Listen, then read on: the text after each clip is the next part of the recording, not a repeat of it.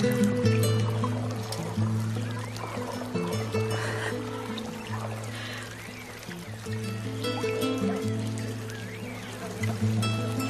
too deep.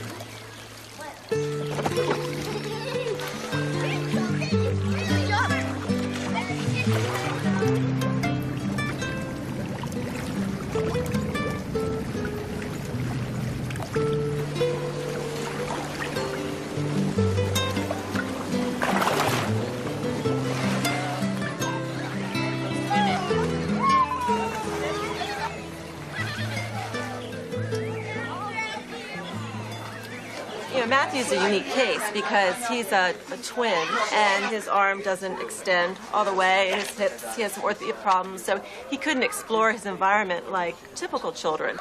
But, so he was a little delayed on that account, but he was interacting with his brother and they would play hide and seek games and giggle and laugh, and he was very engaged and alert and bright. When we got the MMR shot, we went into a year of screaming, where he screamed for 24 hours a day, almost. It was almost unbearable. And we got the diagnosis when he was 2.5 that he had autism and a pretty severe form of it. And you know when you have a child who's there that they get these shots and all of a sudden they're different. And it's just not, there's no doubt in my mind. I mean, because we saw what Matthew was and how he was going and then what's happened. I wish I hadn't listened to the doctor who said that you have to vaccinate your child. But she didn't know better herself. You know, she was, I think, giving me the best information that she had at the time, really. So.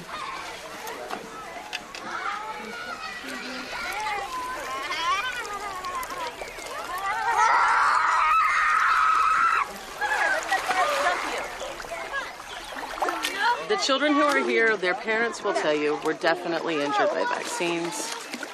They were fine, and then they were gone. So if I have parents screaming, and I have science confirming that there's a problem with exposure to mercury, and there's a problem with exposure to aluminum, and there's a problem when you take a broken immune system and give it 3 live viruses on the same day, then why don't we just want to fix that? It's ridiculous that there are this many children in one little town, in one little pool, all of them who have the same story.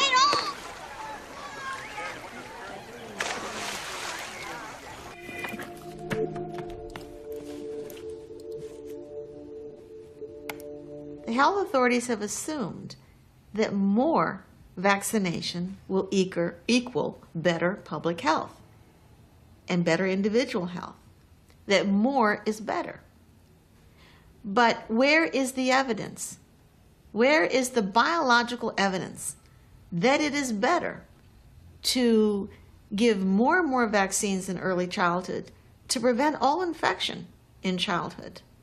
That will equal better individual and public health over the long term. I have a brochure that we did that shows parents how many vaccines their children get by the age 6, 48 doses of 14 vaccines. These are vaccines that the Centers for Disease Control says our children need to receive at these different ages. We start out at 12 hours of age in the newborn nursery with hepatitis B vaccine.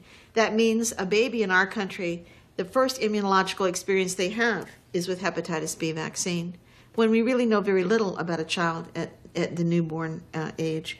Then at 2 months, all of these vaccines are recommended at 4 months, 6 months, and between 12 and 18 months, and then between 4 and 6 years.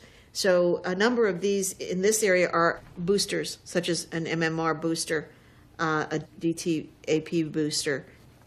We now have our children receiving flu vaccine starting at 6 months of age, and then recommended every year up through 5 years that they get a flu shot, when there are really no studies showing that it's effective to give little children this flu vaccine every year or safe. we've more than doubled the numbers of vaccines we give our children in the last quarter century.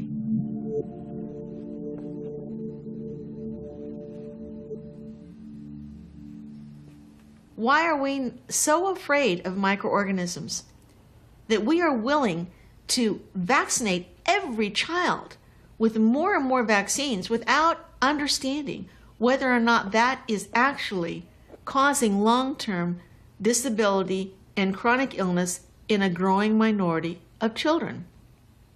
Are we trading off the elimination of infectious disease in early childhood for chronic disease and disability for an entire life? Come on over.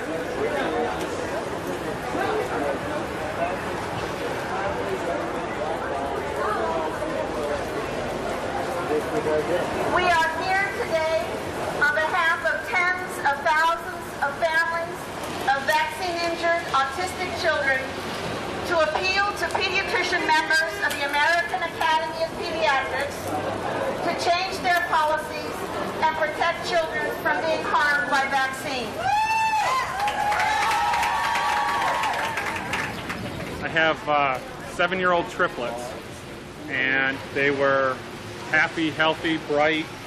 They loved to play and investigate, and then we took them in for their baby visit, and they got multiple vaccines, including the MMR, and within weeks of that, 2 of my children, my son and one of my daughters, just went away.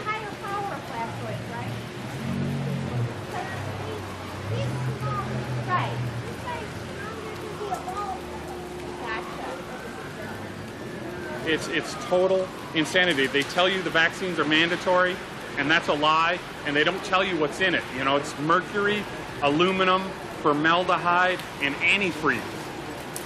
Neurotoxic viruses. It's a toxic soup.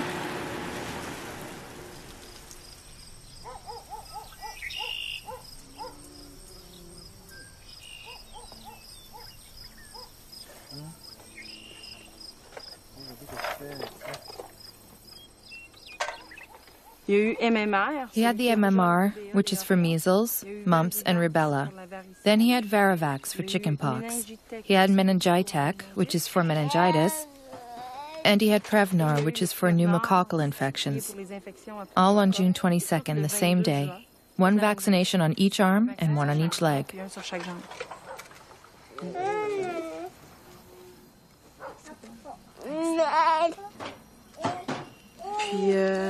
Then, what happened was like encephalitis. So they diagnosed him as having epileptogenic encephalopathy of unknown origin. When he woke up from the coma, Alexei couldn't swallow, Alexei couldn't stand up, Alexei couldn't talk, Alexei couldn't walk. We had to start all over with a new baby. Except that we don't know whether he'll ever develop again like a normal child.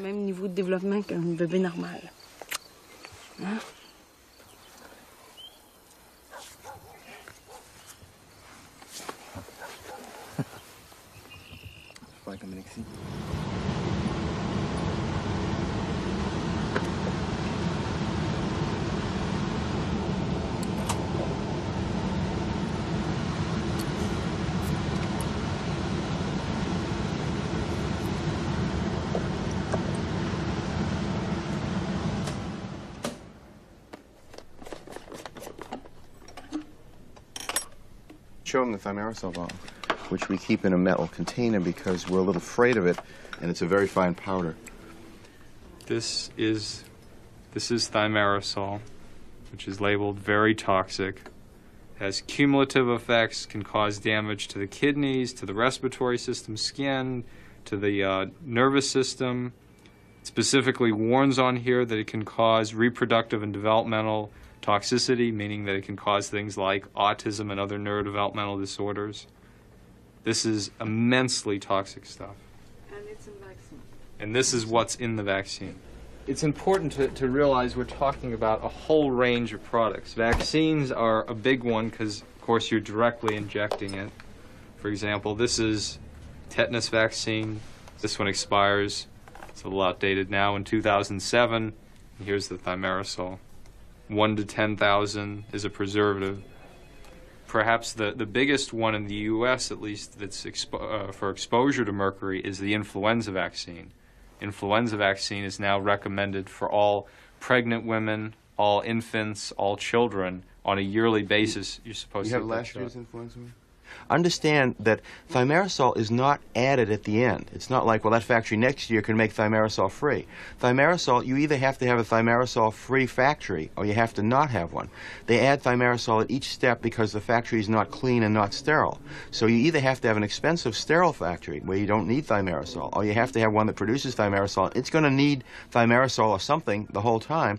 It needs to be stopped. This is the influenza vaccine from Adventist Pasteur, their flu zone. Thimerosal, 25 micrograms of mercury per dose.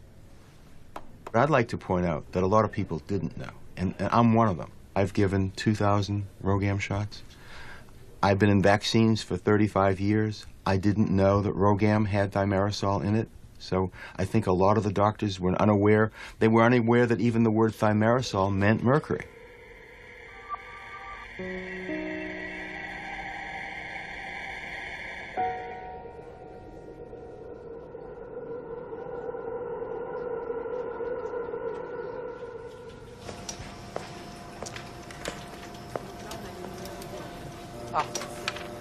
Bonjour, mademoiselle Masto. Bonjour, monsieur Frézal.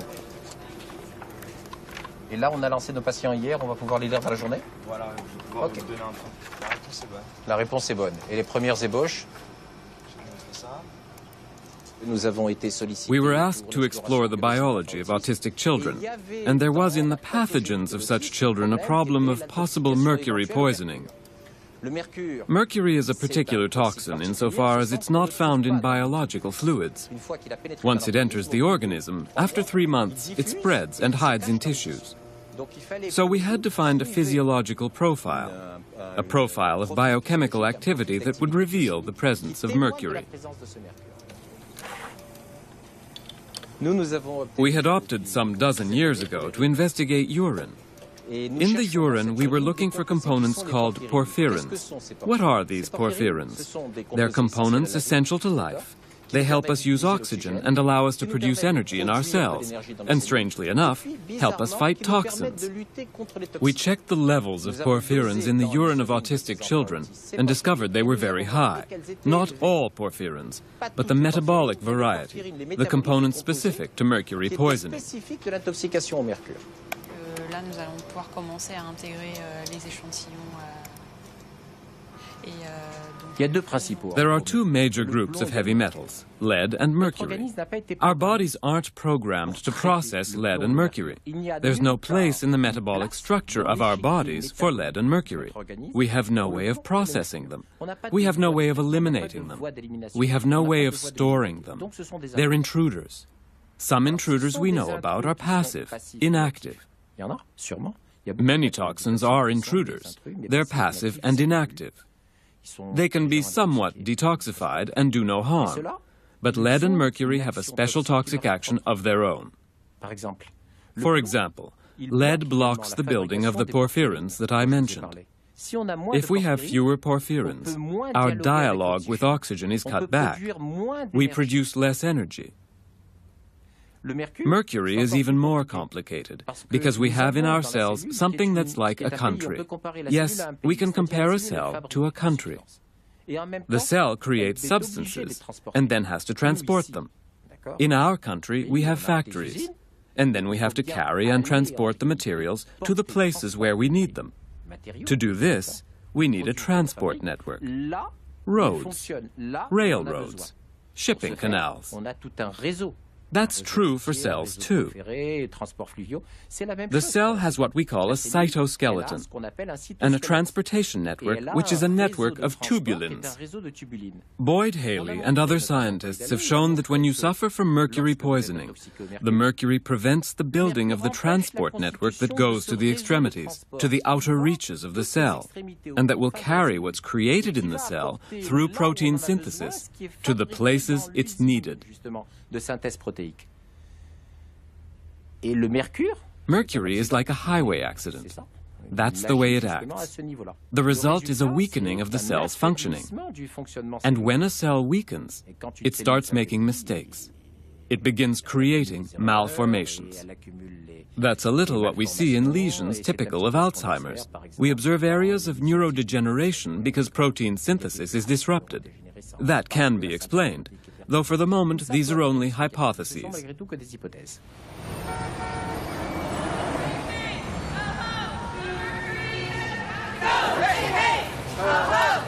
Mercury has got to go. Hey, hey! Ho, ho! The Mercury has got to go. Hey, hey! Ho, ho! The Mercury has got to go. Hey, hey! Ho, ho! The Mercury has got to go. Hey, hey! Ho, ho! The Mercury has got to go. Hey, hey! Ho, ho! The Mercury has got to go. No!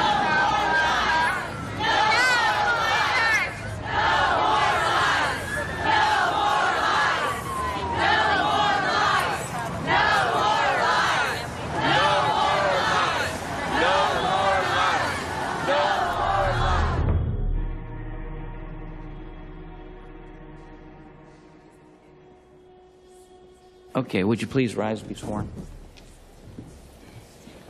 Do you swear to tell the whole truth and nothing but the truth, so help you God? I do. Seated. Everybody knows the value of vaccinations, and every time you testify, you tell us how valuable they've been, and we already know that. We're not here to say that vaccinations aren't important. They're very important. They've given us the highest quality of life of any civilization in the history of mankind.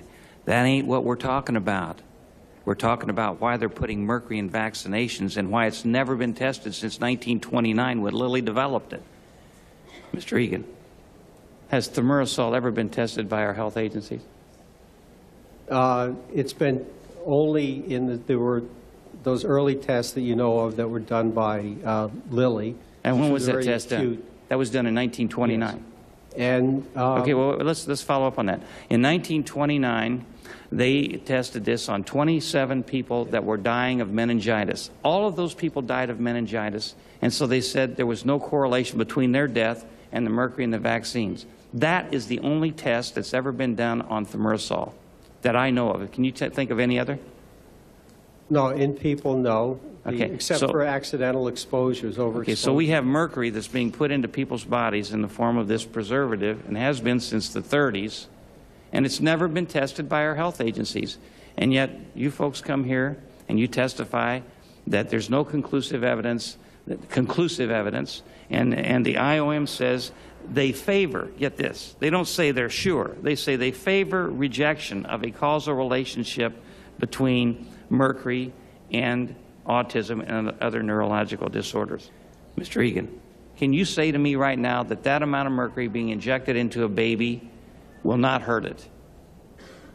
It's impossible to make those categorical statements of 100%. That's right. That's what I wanted to say. Scientific endeavor. So it is possible that the amount of mercury that's being injected, even in trace amounts, could damage a child neurologically, right? I don't think it has that capacity. No. I mean, that's, we can argue. I know, but you don't think it is, but you can't say categorically, can you? Do I have evidence for every single child, for every possible dose? The answer is no. There you go. We've been after this now for 8 years. Now, progress is being made, but sometimes I feel like it's pulling a wisdom tooth where they get in your mouth with both feet and both hands and they're jerking that tooth out. I mean, it's just so hard to get it moving. Why they have left it in the vaccines is because they say it's such a minute amount, it doesn't really hurt anybody. But that's begging the question. The question is it toxic or not? And it is. It should be out of everything that goes into the human body. And our health agencies, in my opinion, have been derelict in their responsibility of making sure that mercury is out of everything that goes into the human body, especially vaccines.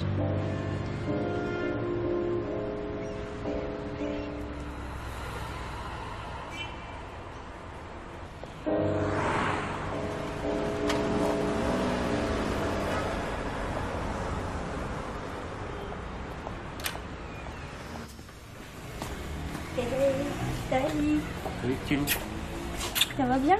Oui, merci, merci. Bonjour. Tu vas bien? Oui. Vous avez pas eu trop de monde? Non, non, personne sur la route. I was vaccinated when I was in high school, when I was 13 or 14. I got the vaccine against hepatitis B, since they said that it was transmittable through saliva, and at the time that was the only kind of contact we had, you know, with our boyfriends. They said a kiss can kill you. Actually, it was the young people's virus, the AIDS virus. It was all blown up in the media. I get an attack every 6 months or so. The last time it affected my motor function. I couldn't walk. Actually, I could still walk, but really slowly, and, well, the way people stare is really hurtful. Because I walk like I'm drunk because my movements, they aren't at all coordinated. I couldn't feel my hands. I mean, I was really awkward because now I knock over a lot of stuff. I run into things because I got double vision and it never really went away. Now my field of vision where I see things clearly from about here, I see double now from this point on. So all of this, I see double.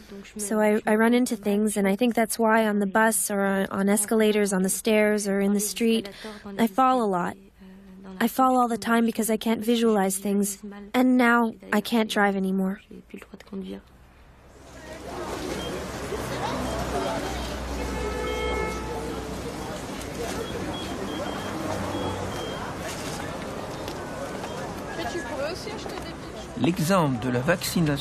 The case of vaccination in France would come to be cited in public health studies as an example of exactly what not to do. Everything began with a report from the World Health Organization, the advice of the WHO that said, we need to vaccinate the entire population if we want to eradicate hepatitis B.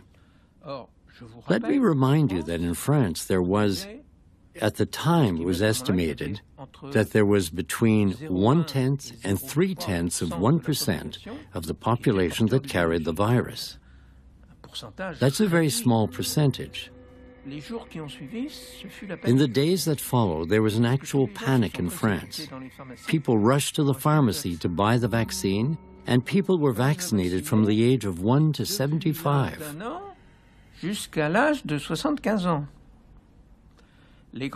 Grandparents who brought their grandchildren to doctors asked them, what about me? What about us? Can't we be vaccinated? Of course, sir. Of course, madam. We'll vaccinate you. So we vaccinated people who were at absolutely no risk of catching hepatitis B. I'm a doctor. I treated cases of hepatitis B, and I never got vaccinated. I had no reason to be vaccinated because I had no chance of infection. To be infected, I would need to have sexual relations with patients who had hepatitis B. But my code of ethics doesn't permit that sort of thing. Or I'd have to be in contact with the patient's blood. But I'm not in contact with the patient's blood. The nurses are. Or I'd have to be a drug user. And I'm not a drug user. I'm not a homosexual either. And I don't have a multitude of sexual partners. So I have no real risk of being infected with hepatitis B. So I didn't get vaccinated. But we vaccinated in the service I was in charge of. We vaccinated secretaries because they were in contact with the patient's files that could have contained the virus. It was madness.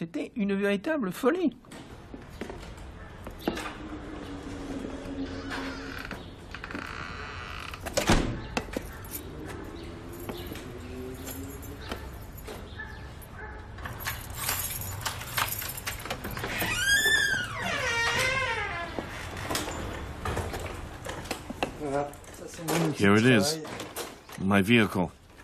At the house, I don't need it. In my car either, of course. You see, this is freedom. It's freedom because I can move around without slowing the people down who are accompanying me, without taking drugs all the time and being in constant pain. It's a great invention.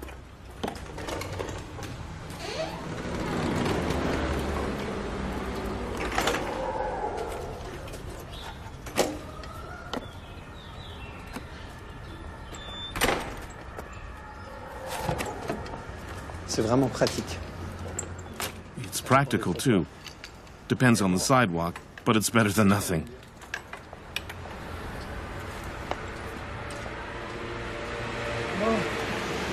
Let's go.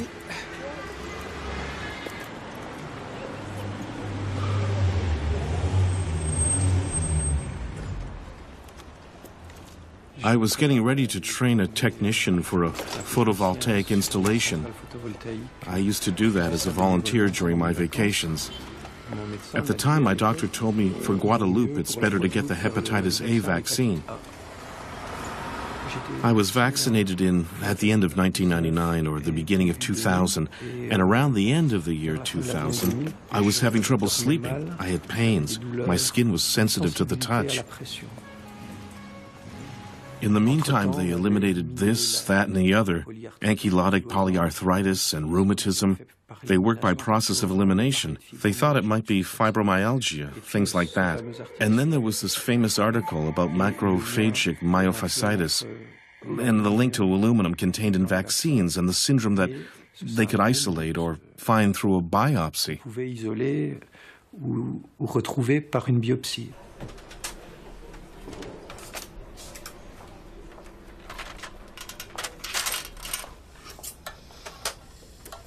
Ah oui. Ah ben voilà, un PS quand c'est bien fait, ça donne satisfaction. Ça c'est sur une paraffine. Eh bien, la biopsie musculaire. Muscular biology is one of the keys to diagnosing neuromuscular illnesses. These are rare illnesses, but there are many of them. I think we've isolated 350, something like that. One different illness a day, you could say, for every day of the year. Voilà, ici on voit beaucoup mieux. Look, we see it much more clearly. Vous avez ici un muscle. Here we have a deltoid muscle. Ce muscle est composé de plusieurs. This muscle is composed of several muscular bundles wrapped in connective tissue called a fascia. We perform a muscular biopsy, which is a surgical removal of part of the muscle. In this connective tissue, in the white part at this level, is where we find the lesion due to macrophagic myofasciitis. We can examine this material in an electron microscope that magnifies it many times over, and you'll see that in the cytoplasm of this macrophage there are dark structures, somewhat heterogeneous, and that when they're magnified to a very high degree, show a fibrous or crystal structure that makes them a nanoparticle or a nanomaterial. And when we analyze it through different biophysical procedures, we can prove that these are nanocrystals of aluminum hydroxide, in other words, a vaccine adjuvant. D'hydroxyde d'aluminium, c'est-à-dire l'adjuvant vaccinal.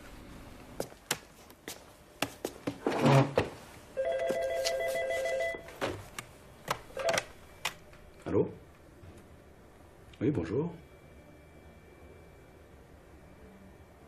Aluminum is currently a very important component of vaccines, but not of all vaccines. It's what we call an adjuvant. When you vaccinate someone for a virus, in fact, what you're doing is vaccinating a part of the viral particle, a fragment of the virus, plus the adjuvant, which stimulates immunity to the viral particle. If we injected only the viral particle into a person, he or she would never achieve immunity. Immunity is achieved only because of the adjuvant. Its role is to stimulate immunity. It attracts immunity and immune cells. It says, look, here's a bit of virus. Do your immunity process so that when you recognize it, when you meet it the next time, you'll destroy it immediately. That's the role of what we call the adjuvant that stimulates immunity and turns it against the viral particle. As far as aluminum hydroxide is concerned specifically, it was introduced into vaccines in 1927. Since we considered that it was eliminated a few days after the injection, no one asked questions about the long-term toxicity of the adjuvant. Not since 1927. People came to agree that aluminum hydroxide was a good adjuvant in terms of the immune response sought by vaccines. And in terms of safety, it posed no problem because all safety issues were considered over the short term only. Among people who have macrophagic myofasciitis, if they come 10 years later for another vaccine, and we do a muscle biopsy before, we discover the presence of aluminum, which would suggest that these people are predisposed, for reasons we don't yet know, genetically, molecularly, or for other reasons, they're predisposed to not destroy the aluminum or sufficiently eliminate it. I'd say that from 2000 to 2002, no one asked me any questions about vaccines. 2002, 2003, no questions either. Sometimes I brought it up, and each time I did, I got a reaction like an immediate and practically unanimous reaction from the medical men who said, no, there can't be, there's no link. It was proved. Even for multiple sclerosis, there's no relation. So every time I couldn't have a discussion, their ears were closed. Unfortunately, patients suffering from macrophagic myofasciitis face a kind of block, a mental block from the medical community that won't question vaccines in light of the benefits that they've helped bring to human health. On the other hand, the patients develop a group of symptoms with which most doctors aren't yet, let's say, comfortable. They don't trust what the patients are telling them.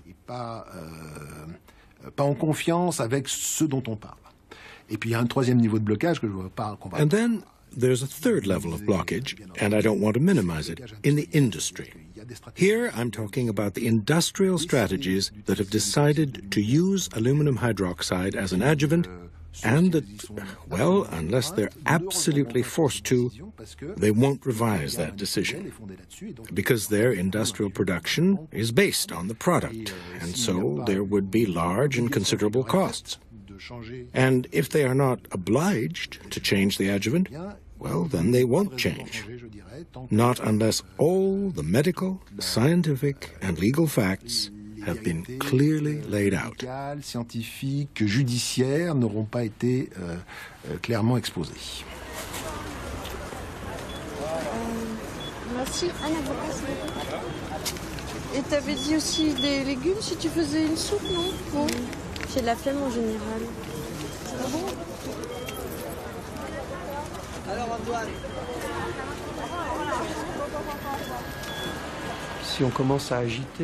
If we start talking about the hundreds or thousands of accidents due to vaccines, then people will stop getting vaccinated.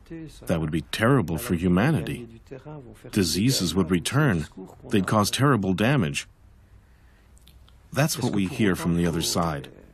At the same time, do we have to accept that we happen to be part of the 1 in 1,000 or 1 in 100,000 who have to be sacrificed for the good of public health? When other people are concerned, we say it's hard enough. But when it happens to us,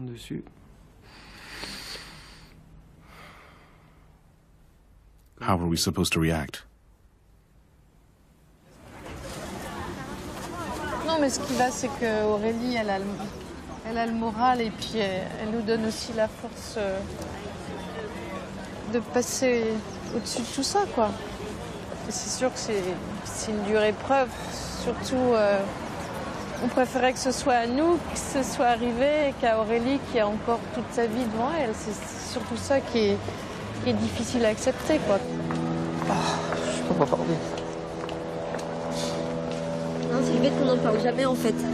Que là, ça remonte d'un coup. Surtout Lionel, hein. Moi, oui. Si j'avais pas, en fait, l'aide de mes parents, ça aurait été super dur, quoi.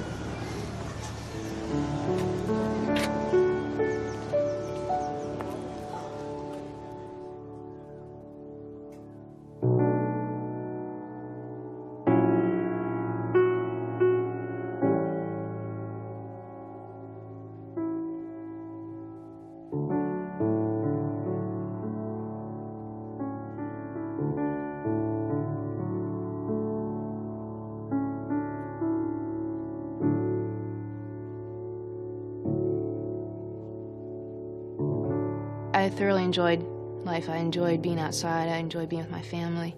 I loved playing sports. I loved just doing everything. When I got sick, I couldn't do anything. I couldn't even look outside. I had cardboard over my windows, and I couldn't just even look outside. It was just unbearable. The light was just so powerful, and I just could not stand it. I couldn't stand hearing birds because they were just so loud. And nothing else made sense to why I was sick. I couldn't believe that just that little bit from a vaccine would make me that sick, because I never heard of it before. And I wasn't eating. I lost 43 pounds in 8 weeks.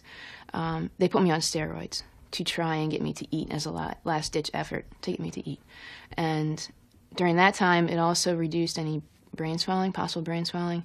And then I was able to speak that night, and I told my dad that I thought I reacted to the vaccine. And it was like I was right there again, watching her in a chair and knowing that, you know, she was dying and couldn't stop it. And then to have the situation occur with the physician, and he prescribed vitamin A, and the other doctors had called and said, you know, she'll never hold a job, she'll never be able to go to school, she'll never be able to live on her own, she'll require deep psychoanalysis the rest of her life. And oh, by the way, we don't want to see her again. And those 7 physicians all just gave up. You know, professionals have abandoned you. They've abandoned you, and they base it upon your inadequacies and your, you know, your emotions and your desire to find a reason. Instead of saying, you know, they're just reporting. Come on, you know, these people aren't hysterical. You know, we aren't doting on our only daughter. We had other children as well, and we had to take care of their needs. And just the fact that we were here, you had the audacity to claim that we are, you know, hysterical kinds of parents that is so demeaning. That is so demeaning. And you know, they just don't take you as an individual into consideration at all. And, you know, they'll talk like they do, but they don't. So, you know, that's a huge frustration to me. And the fact that they walk around denying today that there is any causative relationship, to me, is just, it's nonsensical. It's like, well, how do you suppose all this happened? And then to go back and say, well, we just know how to diagnose better. I mean, that is such a put down on parents. It is such a put down on people who are concerned. And it's such a put down on people like Stephanie, who've recovered, and they're trying to tell the world, this is how to do it. This worked for me. How do they justify that? I find that unconscionable. Totally unconscionable. So get over yourselves, medical community. You know, wake up and smell the roses. Wake up and realize there is a causative relationship.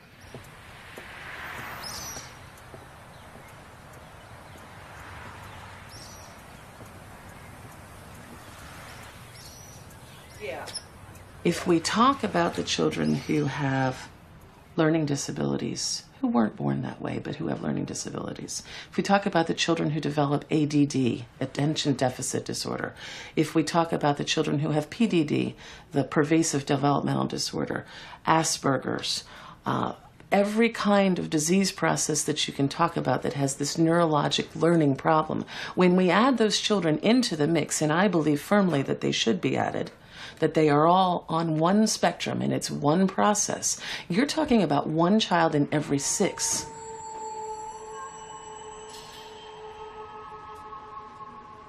And those numbers were not like that. You will talk to teacher after teacher who's been in this business of teaching children for 30 years, and they will all tell you, it wasn't like that when I started teaching. It's like that now. And something has changed. And they laugh, the teachers laugh, when a physician says, oh, it's just better diagnosis. They were all there before.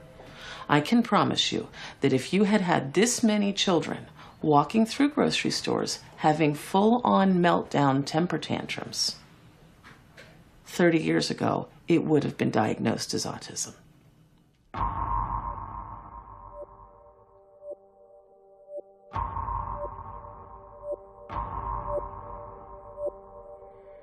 Très bien le sujet, qui est honnête et puis qui pourra faire sortir des choses si on lui amène quelque chose à se mettre sous la dent.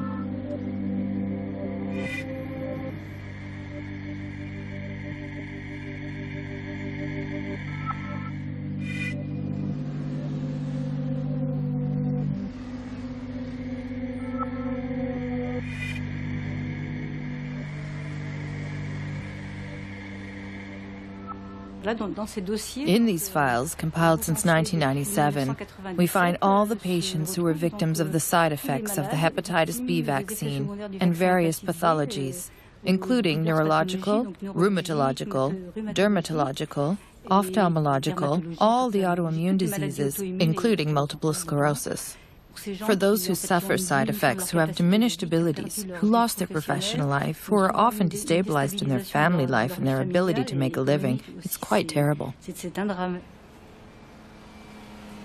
To say that it's completely random and that the media urge people to make these declarations and that they declare all the diseases you can catch by accident outside of vaccination, they declare these to us.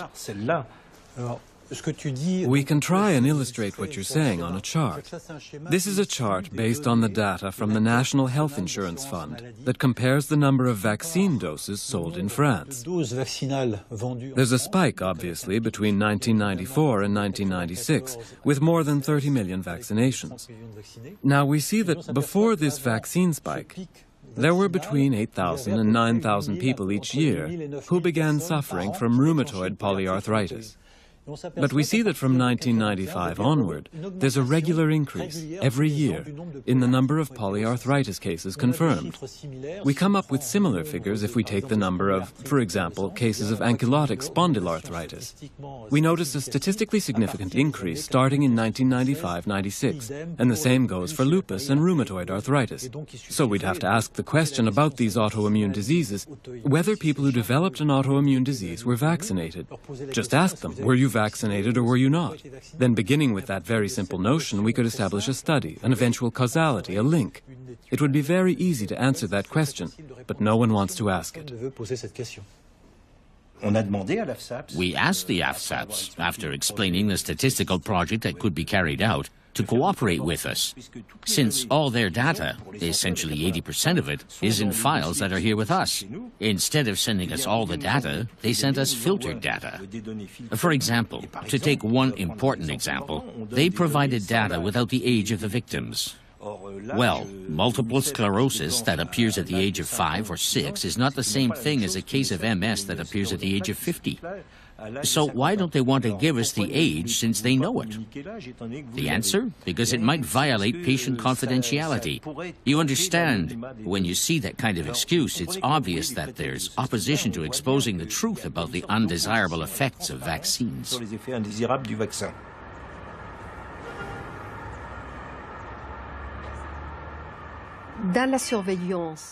When it comes to evaluating drug safety, including vaccines, the public health authorities carry out a study of all available data.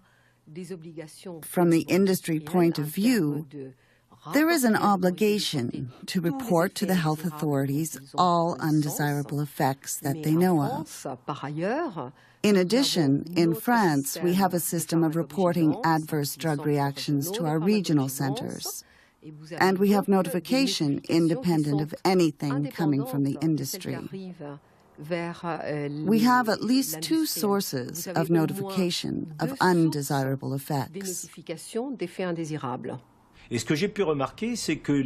I saw that the regional AFSAPS agencies didn't all have the same rates of rejection. I discovered 2 regions where the rejection rates were greater and concerned exactly the types of diseases that are unfortunately relatively frequent with undesirable vaccine effects. And we can see that this filtering is linked to a human decision. The victims come up against this kind of wall. It's an ideological barrier, I believe. People say, how could that be? Vaccines are designed to protect. They can't do harm. That's the kind of thought process behind this filtering, even when a declaration is made. Here, this is the Vidal 1995 edition. Angélique says that its vaccine can produce certain undesirable effects, such as fatigue, dizziness, nausea, vomiting, but also more serious things, such as anaphylactic allergic reactions, neurological side effects, paralysis, neuropathy, neuritis, including Guillain-Barré syndrome, multiple sclerosis. And then we get to autoimmune diseases, such as arthritis, vascular problems, phenomena like that. So there we tripled the The list of side effects. The list of side effects that same year, 1995. Vaccines, like other medication, can create undesirable effects, sometimes very serious ones. As long as these serious undesirable side effects remain rare, we can accept them at the level of the population as a whole. Accepting them at the level of the individual is another problem. It's true that when you have in front of you a patient who was in good health, who was vaccinated, and then suffers a serious undesirable side effect, it's very difficult to accept that on an individual level. Vaccines are hurting far more people than the health authorities ever expected. And they continue to embrace the pseudo-ethic of utilitarianism in order to justify not doing the scientific studies that will find out who is at high risk, who is at genetic and biological high risk of suffering from vaccination and not being able to handle vaccination, because they continue to say, well, you know, that's the price of doing business. If some get hurt, that's for the greater good. And that's why I am so against utilitarianism propping up any public policy of any kind, because it's a very slippery slope. How many is too many to sacrifice? Is it 500? 5,000? 500,000? How many do you say it's okay to write off in the name of the greater good in order to protect the public from disease?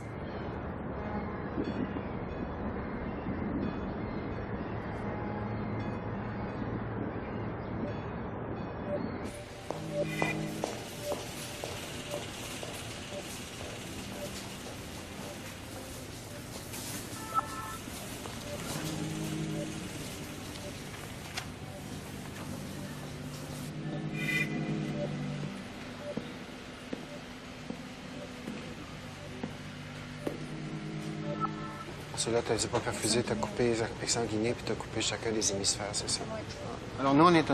Our laboratory works on a new science called neuroimmunology. We especially work on different models involving acute infections, for example, meningitis, encephalitis caused by viruses or bacteria. We also work on chronic illnesses such as Alzheimer's, multiple sclerosis, and Lou Gehrig's disease. These are neurodegenerative diseases that have an immune system component. In other words, they involve certain immune cells that we call microglia cells. All those issues concern us, questions about the role of the immune response on the brain. What does the response actually do? And how can we use it as a therapeutic tool?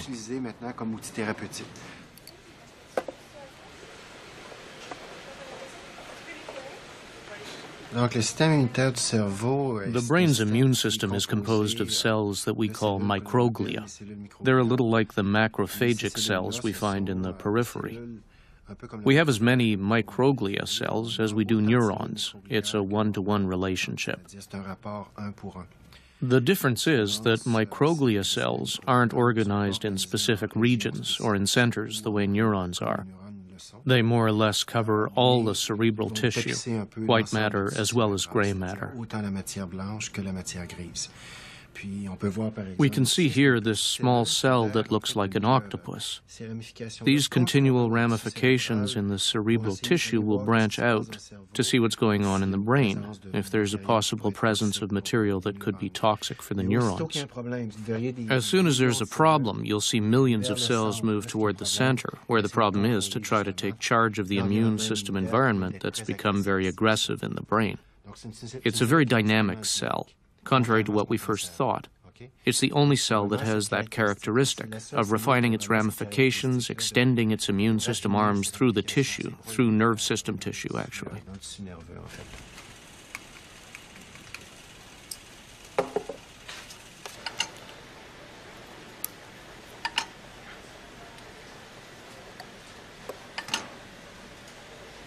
on a toujours les trois groupes, le groupe qui est LPS, le groupe irradie et le groupe contrôle. Okay. L'irradiation, c'est quand même... Ça, c'est LPS aussi, là. C'est LPS. Donc, l'irradiation commence à partir aussi, hein? C'est ça. Ici, si vous voyez, 24 heures, irradié ici. Il faut dire que les cellules immunitaires microgliales... The immune system microglia cells produce a lot of inflammatory molecules that are involved in the inflammation response. But this response, as you know, is a double-edged sword. The inflammatory response is there to protect, but it can also become very strong, exaggerated, and long-lasting. It can have serious consequences, in fact, on cerebral tissue. One of the serious consequences of the inflammatory response of microglia activity that isn't controlled in an appropriate manner is a degeneration of the white matter. The scientific term is demyelization.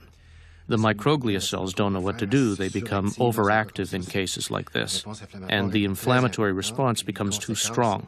The consequences are serious. They can lead to death, or if the person survives, they can lead to cognitive deficiencies, or even permanent damage to regions of the brain.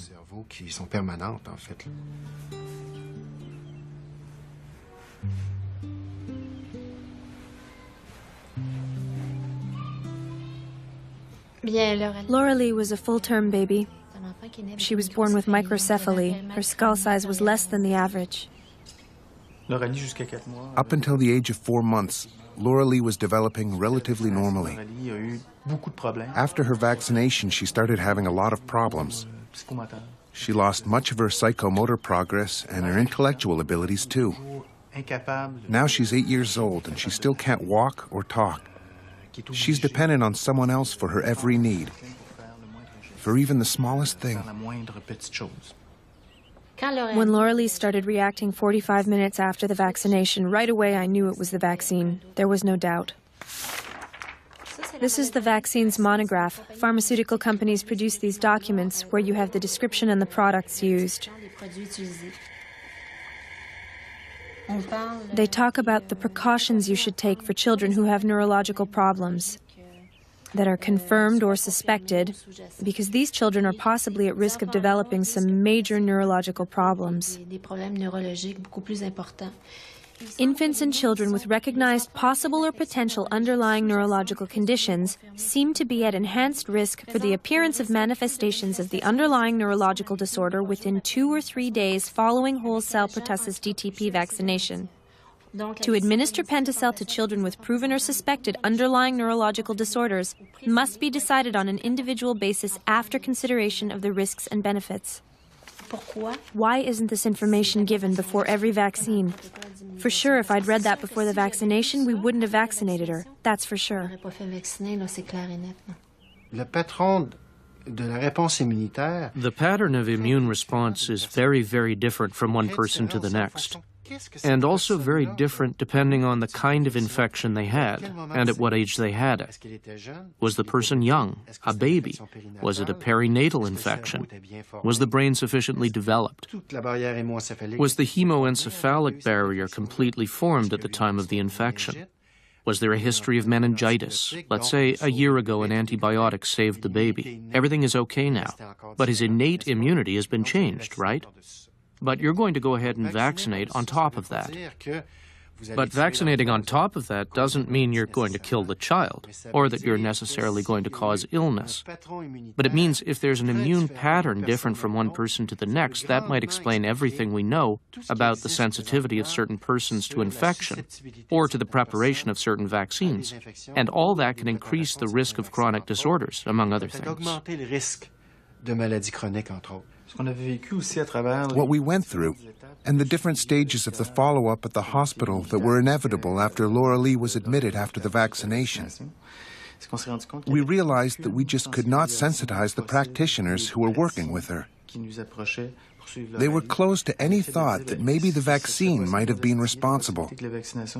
They always had a kind of, how can I put it, a contempt, a complete misunderstanding about what we were asking them. It was like, for them, we were talking about something completely impossible. You know, they don't put that down in the medical records. They don't talk about it. They don't want to talk about it, that's for sure. We felt that completely right from the start. That's true. It's a taboo subject, completely taboo.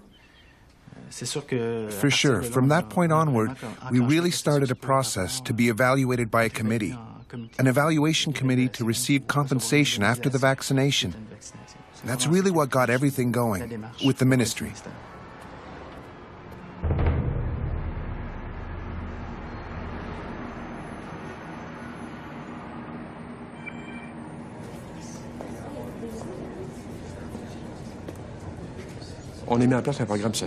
We set up a program to both promote vaccination and compensate the victims of vaccination. That was our way of saying we're encouraging you to get vaccinated. And if ever there's a problem, we'll have a program to compensate you. It's a social type of program to protect victims and protect the public. The problem we have currently is that this program is not really being applied in a way that achieves its goal, insofar as we're much too demanding about the cause and effect relation with the vaccine. In other words, if it isn't established scientifically by numerous studies, we'll reject the claim. I think that here again, the process has become so heavy, the trial process we're using now perverts the nature of the program. It's unfair to force citizens to hire lawyers, experts, exactly the way it was before and exactly what we wanted to avoid. And now we're reproducing the same model. For the parent who has a child who is completely healthy and who, over time, associates a vaccine with a side effect, he could believe that the prejudice is located there. The analysis, the choice that was made in Quebec in relation to that was to adopt a biomedical approach, to see what the scientific literature had to say, and to see what other causes could explain the phenomenon, and if, without having all the criteria of a causal relation that is usual in science, if we don't locate other causes, or if there are no clues pointing to an underlying phenomenon from the past, we'll give the benefit of the doubt.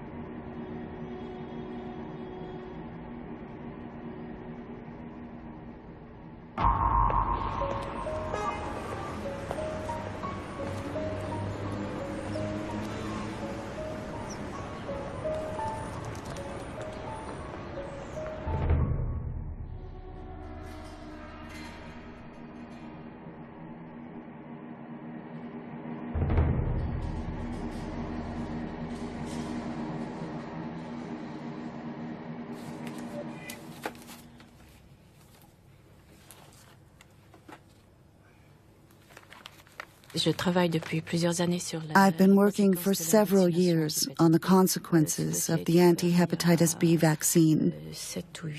The study was begun around 7 or 8 years ago. What I can tell you is this. One of the big problems with public health issues regarding the anti-hepatitis B vaccine is to determine the cause and effect relationship between the pathologies. I use the plural pathologies because there are several that could be linked with vaccinations. That's the difficulty that creates enormous problems because it's true, science isn't a certainty. We can't ask an uncertain science to give us complete proof to obtain justice.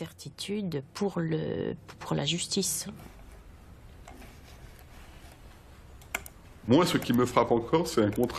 still strikes me is the contrast between official reality, decisions, expert opinions. Doctors, they're not crazy. They're specialists in the field. We have publications from France, Greece, the United States, Australia, everywhere. And they've established the reality of the thing and the slowness to be polite of certain people to admit that what's real is true. The consequences of all that are that we are forced to provide expert opinions and hire counter-experts and get more expert witnesses and start all over again. At the end of the month, I'm going to plead on the evidence of the counter-expert witnesses who are being thrown back in my face because supposedly the experts have already said such and such. Well, if you ask me, the experts got it wrong.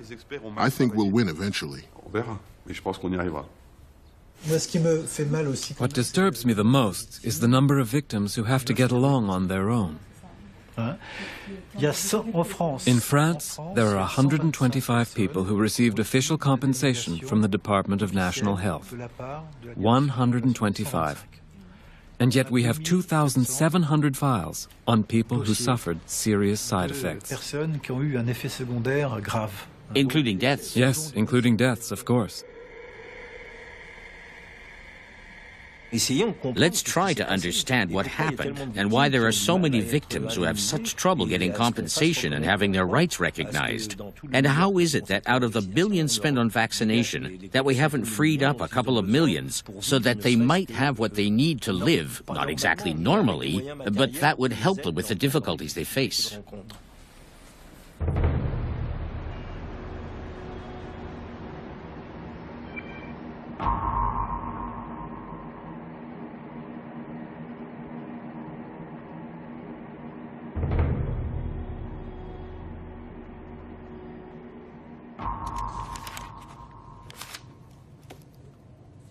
My prejudices on it, which was if you walked in my office 5 years ago before I learned all about this, I would have looked down my nose on you. What do you mean you didn't get your child vaccinated? Your child should be vaccinated. Your child could get seriously injured. That's what we've all been led to believe, because there's a lot of truth in that statement. But there's also a lot of truth, unfortunately, in the statement is your child also could be severely damaged and injured if you get the vaccine. So let's tell the other side of the story, too. Let's make sure parents and teachers and administrators and everybody out there knows there's two sides of the story.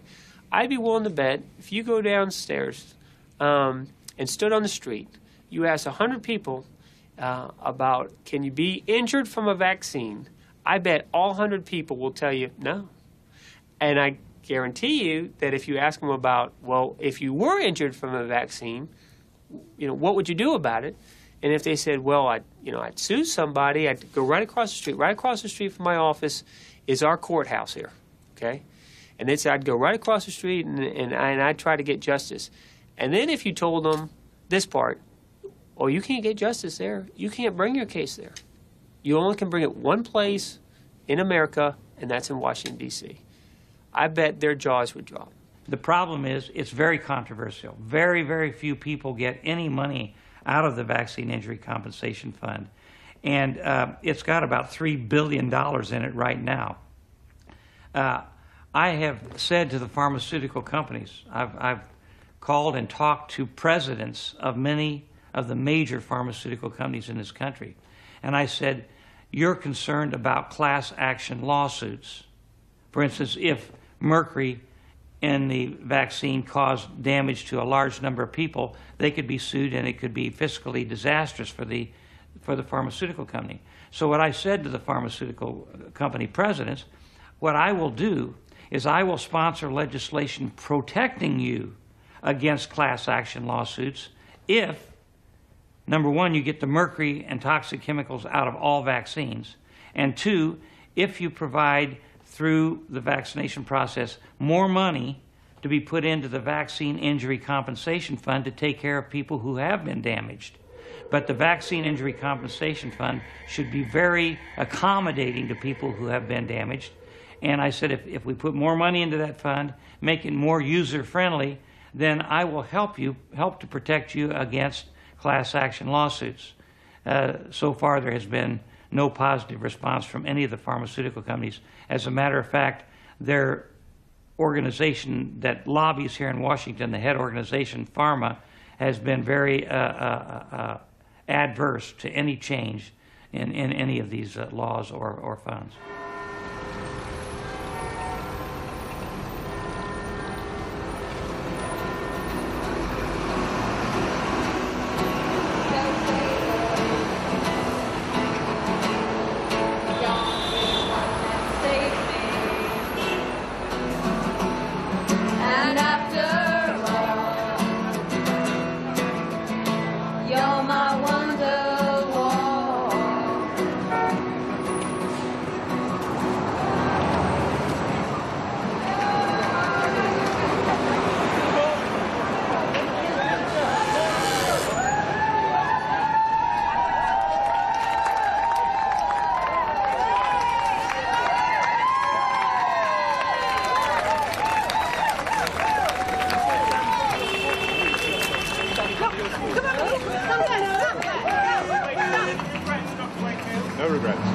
there's a total witch hunt against him. He's been accused of dealing with children in a way that the Department of Health chiefs should have dealt with children. We presented the Department of Health chiefs with a full list of 1,200 children and asked them to look at the background history, clinically investigate these children to determine why their lives changed so shortly within the incubation period of a vaccine known to cause the problems that they've got. And that's why it is politically unsound what they're doing now, to attack doctors who've actually done the job.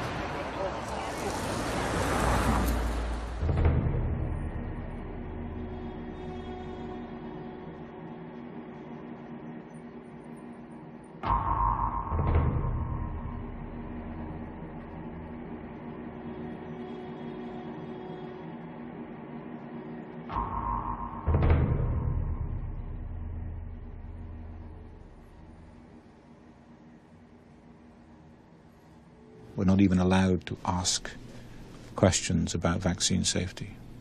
Since when? Since when? I mean, the burning of the books was a long, long time ago. We're accused of, for example, conducting unnecessary invasive investigations on children for the purposes of research. Again, that is wholly untrue. We had symptomatic children of parents who were looking for the origin of their children's disease. We took those symptomatic children, we investigated them according to their symptoms, using routine clinical investigations, and we demonstrated that the parents were right, the children had a bowel disease that was treatable. So how that can be deemed to be in some way abuse of these children is beyond me. What is actually abuse of these children is to put them in a corner and pretend that just because they're autistic they're not entitled to have physical symptoms or bowel disease or any other manifestation of disease at all. And even if they do, then they're not deemed worthy of treatment.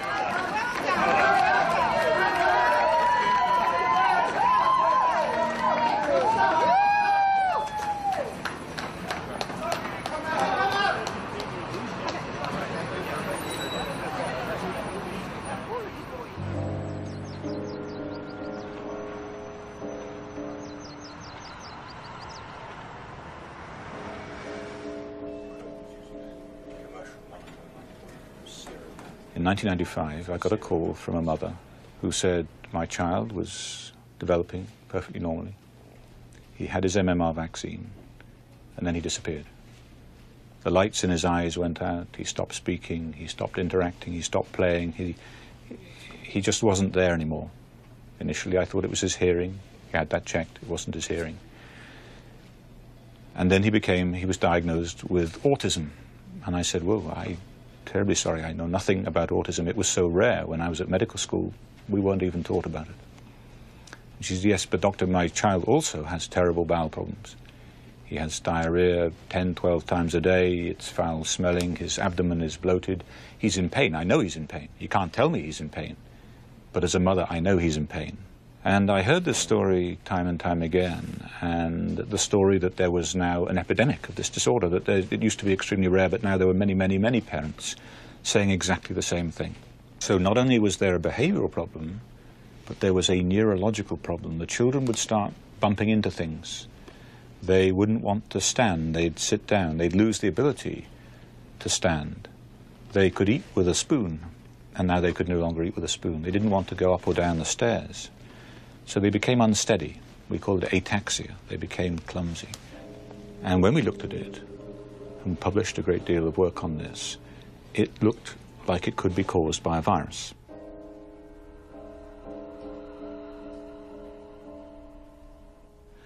And the work that we did in that suggested very strongly that elements, at least elements of that measles virus were there. And further work went on to suggest that it was likely that vaccine, the virus, came from the vaccine. And what was intriguing about that is that when we treated the inflammation with the sorts of drugs that we would use for Crohn's or colitis, then the bowel symptoms got better, the diarrhea got better, the pain went away, but also what was fascinating is the behavior improved. The child smiled, laughed, started talking for the first time in maybe 2, 3, 4, 5 years. And that was fascinating. And so we said, well, that didn't happen. We did it again, it happened again. We did it again, it happened again, to a variable extent in each child, and it may simply be that the child was now no longer in pain. When I finally understood that, it was so incontrovertibly true and so obvious that I couldn't look away anymore. I had to see the reality. Yeah, it's coming over here.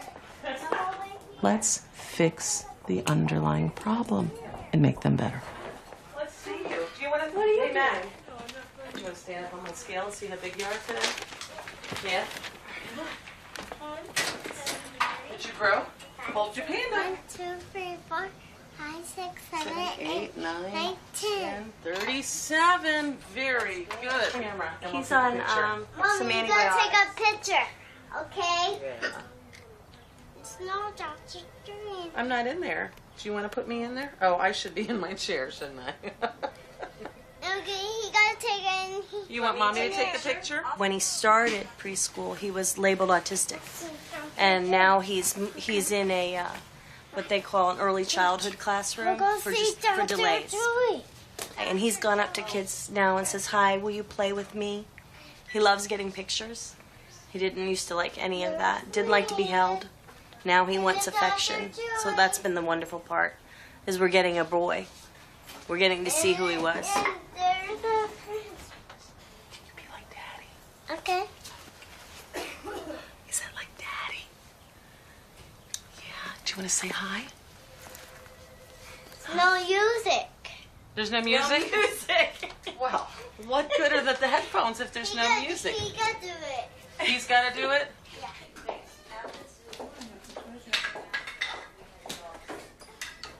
What is taking place in the intestine of children with autism, what has been demonstrated is indicative of an inflammatory or disease process. And what we find in the children with autism is that this area, the lymph glands, if you like, of the intestine become greatly swollen, as they do in children with food allergy or infection, that there is inflammation, so the numbers of these immune cells infiltrating into the bowel is greater in the children with autism. Now, lining the surface of the intestine are enzymes that digest our food. If those aren't working properly, which happens in children when they have inflammation of the bowel, then certain undigested molecules can get through. And some of those molecules will have neurotoxic activity. They are toxic to the brain. And certain molecules, such as those derived from gluten in wheat or from dairy products, casein, have morphine-like activity, very powerful opioid activity. And if they get in, do they then influence the development of the brain? It's biologically plausible, and it's something that needs to be examined. So is it possible that in some children with autism, inflammation in the intestine, perhaps due to a measles virus infection or some other infection, is setting the scene for a secondary activation of the immune system in the brain? Your child gets a shot or you go to jail. That Get Tough policy right now in Prince George's County, Maryland. Today is the deadline for parents to get their children state-mandated vaccinations. Prove they've already done it or possibly face up to 10 days in the joint. Hundreds of anxious parents showed up at the county courthouse today for on-the-spot shots. Officials call the policy a last resort. Critics say it goes way too far. You can't say no, because they'll put you in jail. They'll come arrest you for child abuse. They'll take your child away. They won't let them go to school. But it's got a black box warning, so they told you could cause it. But if you don't agree to it, you cannot have informed consent when you have mandatory vaccines. If you got a problem, you got to make it optional. Then you got informed consent. I mean, what greater right is there than the right to self-determination, the right to decide what you're willing to risk your life or your child's life for? And this is really what we're talking about. Are we going to be free to have all information accurate information about the benefits and risks of vaccines, about the risks and complications of diseases, and be able to make informed voluntary decisions about which risk to take? Public health says, and they're right, that doesn't work for them. we got to mandate everything, because otherwise people aren't going to necessarily decide the way they want you to decide. I don't think that's appropriate. I think it's fine for them to give us information. It has to be accurate. And hopefully they'll make good enough vaccines that we'll all choose to take them, because we don't like infectious disease. They cannot mandate us to take it, and they can't lie to us.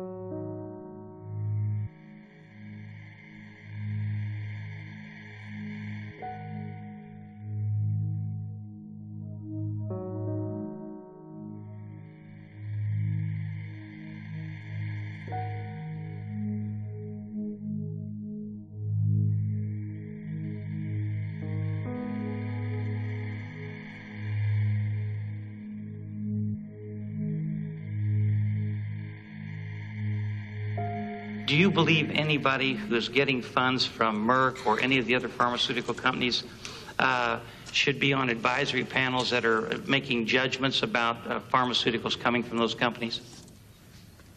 Or do you believe that's a conflict of interest? I think that's a difficult question to answer. Wait a minute, let me get this straight. You think it's a difficult question to answer if somebody is getting funding of some type from a pharmaceutical company, for them to sit on an advisory panel that's approving or giving their approval to a new drug that's coming on the market? You don't see that as a conflict?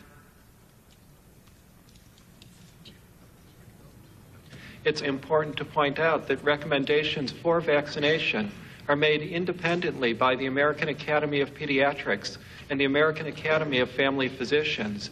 And those recommendations are virtually always in harmony with the recommendations from the Advisory Committee on Immunization Practices. The pharmaceutical industry is probably the most powerful lobbying force in Washington, D.C. There are 535 members of Congress, the House and the Senate.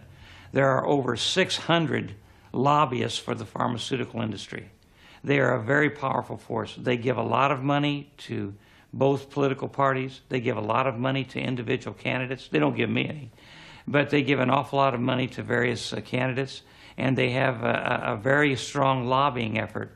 And so getting anything done in Congress that the pharmaceutical industry doesn't want done is very, very difficult. That is one of the problems. The other problem is they have very, very strong influence with the Food and Drug Administration and Health and Human Services and CDC.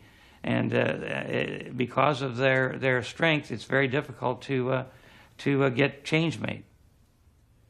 As soon as there was a doubt, in any case a hypothesis, about the vaccine origin of macrophagic myofasciitis, of course we went to the pharmaceutical industry to seek their opinion and to create common research projects.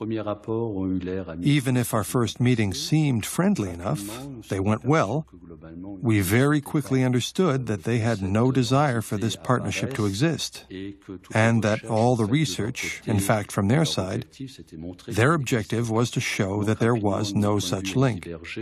Very quickly our points of view diverged, whereas at the beginning we naively thought that we were working together to the same end. The whole time everything was done so that our own research would never be completed, and that their research proving their objective would appear rapidly and be published and aired in public. All that is a little bit surprising. It causes a problem because we are, above all, university hospital doctors, and that whatever the causes and mechanisms, the research into and the understanding of illness are supposed to advance. I'm afraid that once you offend the system has a way of taking its revenge. It hopes that by discrediting me, it will set an example, I guess, to the other members of the medical profession who otherwise might get involved in helping these children. And that doctors will melt away, dissent will melt away, and everything can continue just as it was before. Well, it can't, and it won't. Because the parents aren't going to go away, the children aren't going to go away, they're not going to change their story because it doesn't suit the belief of the public health system or the governments or the drug industry. That's not going to happen. And while they're there, well, I'll be there too, and so will my colleagues, trying to unravel this particular mystery. It's not true to say that no one ever thought vaccines could not have a harmful effect. That's been known since the very beginnings. Since the start of the 19th century, we know that vaccine strategies have proved their great worth in the field of human health. And we also know that there's a variable percentage, a quantifiable one, of negative side effects.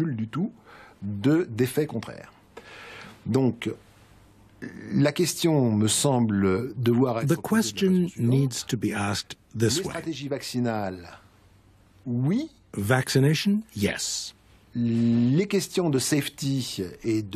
Issues of safety and security in health products should not be seen as the enemy of vaccines. Both should be developed, and we'll develop better vaccine strategies and have them accepted more easily by the general public if we can truly guarantee good surveillance of all the various side effects.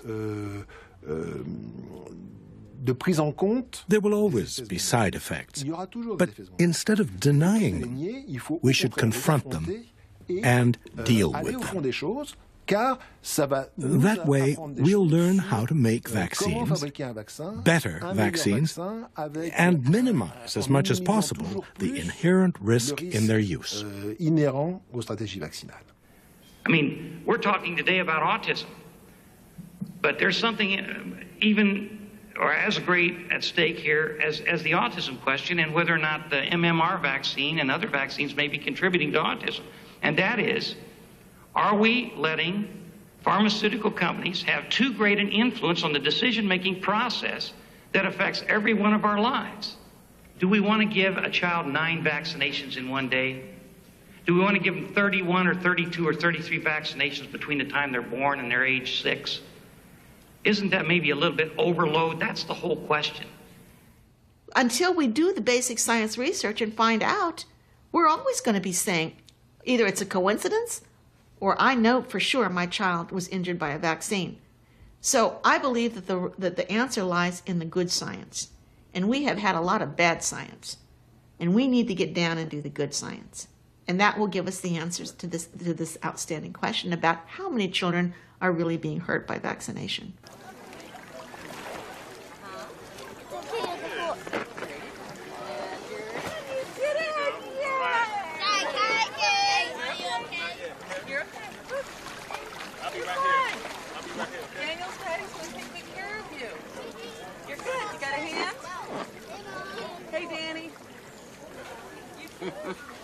Are you going to get married?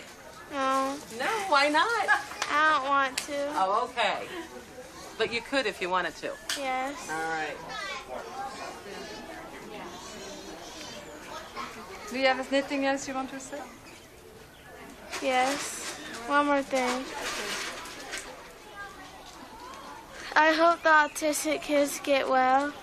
I hope they get alive. I hope they get a good job. Make a billion, Angela.